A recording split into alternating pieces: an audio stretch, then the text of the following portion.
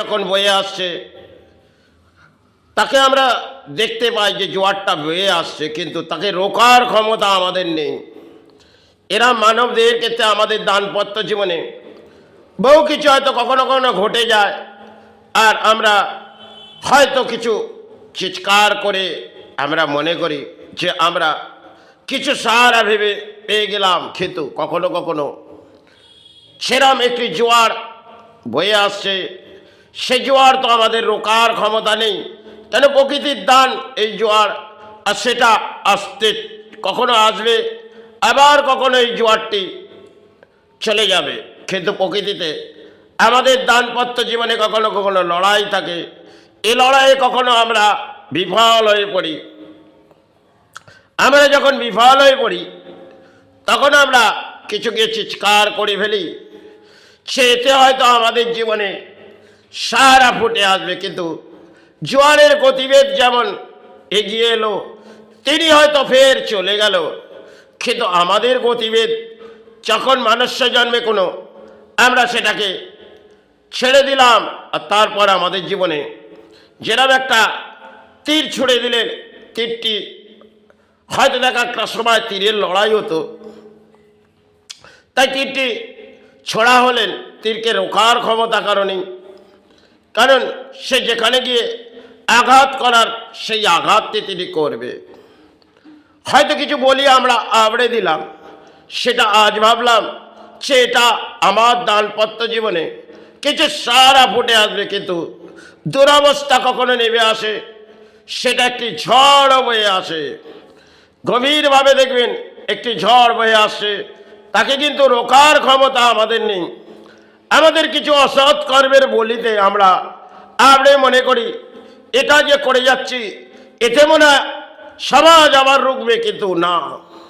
প্রকৃতিতে যেমন জোয়ার সে আসে যায়, সে তার গতিবেগ নিয়ে যায়, আর যখন ঝড় আসে সে তার গতিবেগ নিয়ে আবার আমাদের সাহারা দিয়ে দেয়।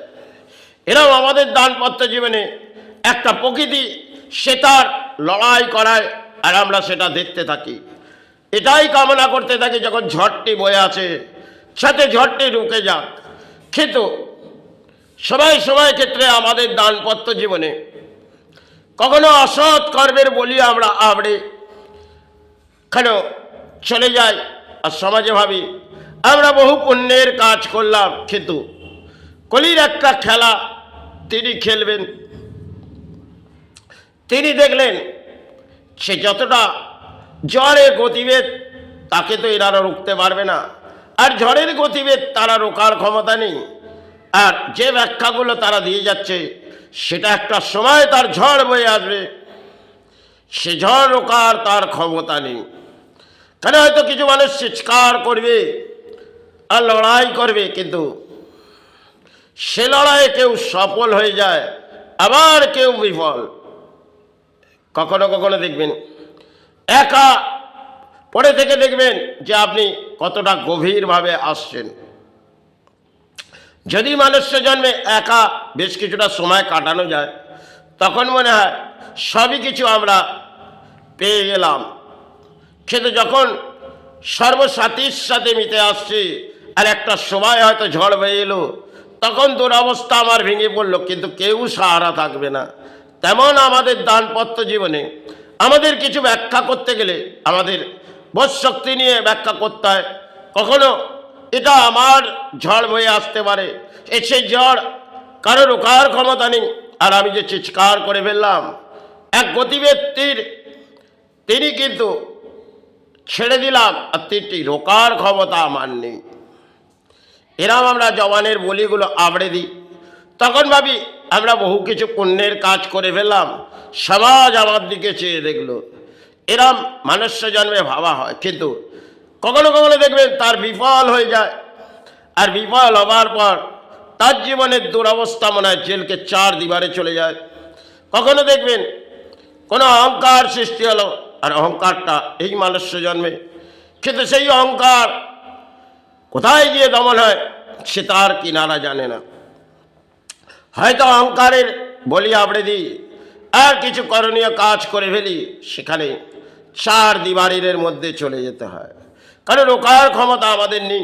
আর আমরা মনুষ্য জন্মে একটা অহংকার সৃষ্টি করি, সেই অহংকার কলির একটা খেলা। কলি সবাই সবাই প্রাণীকে দণ্ড দেয়, আর প্রাণী দণ্ড পেতেও হয়। কারণ কলির ইতিহাস সে বহু অদ্ভুত ইতিহাস আছে। কলিতে আপনি অসৎ কর্মের বলি আপনি দিন, হয়তো অর্থ সঞ্চয় হলো, একটা দিন ঝড় বয়ে আসবে, কলি আপনাকে দণ্ড দেবে। আপনি সৎ কর্ম নিয়ে কর্ম করে যান, তখনও দেখবেন কিছু অসৎ ব্যক্তি আপনার পরিণাম ভয়ঙ্কর করবে, কিন্তু তাতে আপনার দানপত্র জীবনে কিছু আসবে না। আপনি কর্মের মাঝে চলে যান, চাই ধর্মের মাঝে আশ্রয় নিয়ে সৎকর্ম। যখন অসৎ কর্মের বলি আপনি আবড়ে আবড়ে, একটা সময় কলির খেলা আপনাকে দণ্ড দেবে। হয়তো এটা আমরা ভাবি না, আমাদের মনুষ্য জন্মে একটা অহংকার সৃষ্টি হয়, আর সেই অহংকার মনে হয় আমাদের সেরকম একটা কাচের বোতল, সেটাকে আঘাত করার পর সেটা ভেঙে গেল। তেমন আমাদের দেহর মধ্যে কখনো কখনো দেখবেন আমরা উত্তাল হয়ে পড়ি, কিন্তু যখন কাচের বোতলটা ভেঙে গেল তাকে আর তো জোড়া লাগানো যাবে না। তেমন আমাদের দেহর মধ্যে কিছু অংশের কিছু করণীয় কাজ জীবনে করতে গিয়ে কিছু জীবনযাত্রার মাঝে ভেঙে পড়লেন, সেটাকে জোড়ার ক্ষমতা আমাদের নেই। আর কখনো আমরা লজিক করি, যে লজিকগুলো আইনের পথ ধরি, কিন্তু কখনো আবার বিফল হয়ে সেই জায়গার মাঝে চলে যেতে হয়। হয়তো বহু অর্থ ব্যয় করলাম, কিন্তু কিনারা পেলাম না।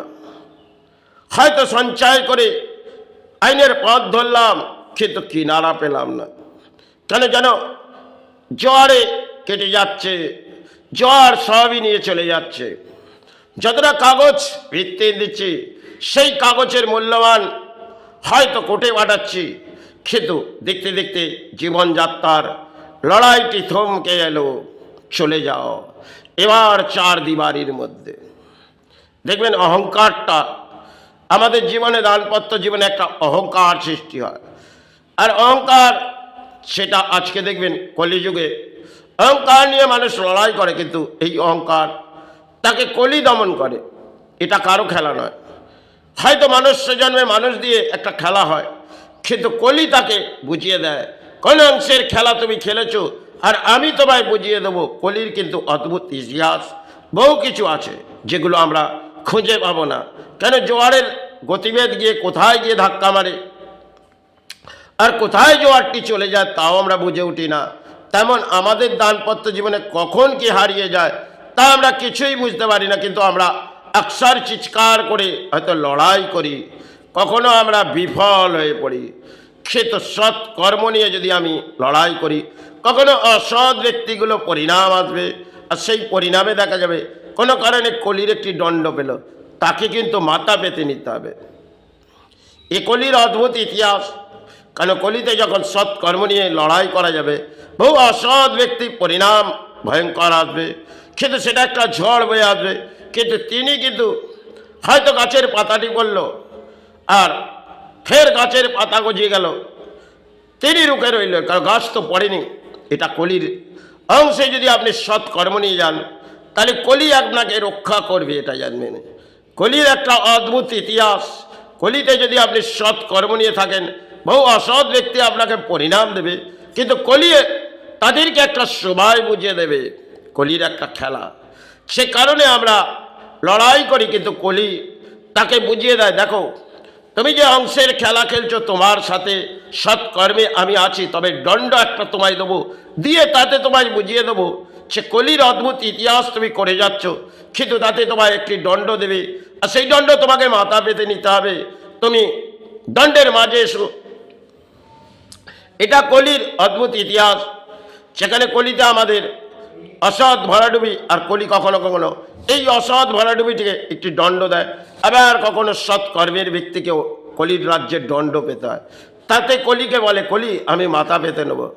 কারণ কলির রাজ্যে যদি প্রবেশ করে কোনো সন্তান, কলি তাকে বলবে সে, কারণ কলিতে একটা অদ্ভুত ইতিহাস আছে। হে কলি, আমি তোমার রাজ্যে প্রবেশ করব।